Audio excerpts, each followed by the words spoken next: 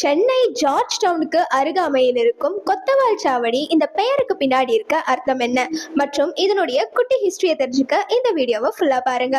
கொத்தவால் அப்படின்றது ஒரு உருது மொழி சொல். இதுக்கு அர்த்தம் பழைய காலத்துல நகர காவல்துறை தலைவர் இல்லைன்னா சட்ட ஒழுங்கை பார்த்துக்கொள்ளும் பொறுப்பாளர் அப்படின்றதுதான் இந்த கொத்தவாலுக்கு அர்த்தம். சாவடி அப்படின்னா பொது அலுவலகம் அல்லது ஊராட்சி கூட்டங்கள் நடைபெறும் முக்கியமான இடம் அப்படின்றது அர்த்தம். அது மராத்தி மொழியில எடுக்கப்பட்டது. அதாவது பழங்காலத்துல போலீஸ் மற்றும் அரசு பணிகள் நடந்த முக்கிய இடமா இது இருந்து வந்தது. அதுக்கப்புறம் அது ஒரு வணிக பகுதியா மாற்றப்பட்டுச்சு. 18ஆம் நூற்றாண்டுல தெலுங்கு ஆரிய வைசிய சமூகத்தினர் இங்க காய்கறி தோட்டத்தை வளர்த்தாங்க. 19 மற்றும் 20ஆம் நூற்றாண்டுகள்ல சென்னை முழுவதிலும் ஒரு பெரிய காய்கறி சந்தையா மாறுச்சு. வரலாற்று ரீதியா 1996ஆம் ஆண்டு வரை ஆசியாவின் மிகப்பெரிய பழம் மற்றும் காய்கறி சந்தையினுடைய இருப்பிடமா இது அறியப்பட்டுச்சு. தினமும் ஆயிரக்கணக்கானோர் அதிகாலையிலேயே இங்க குவிஞ்சதுனால இந்த இடம் கூட்ட நெரிசல், சுத்தமின்மை, குழப்பம், அது மட்டும் இல்லாம சுகாதாரமற்ற சூழலா மாறுச்சு. இந்த நிலையை சரி செய்யறதுக்காக தான் 1975ஆம் ஆண்டு மெட்ராஸ் மெட்ரோபாலிட்டன் டெவலப்மெண்ட் அத்தாரிட்டி இப்ப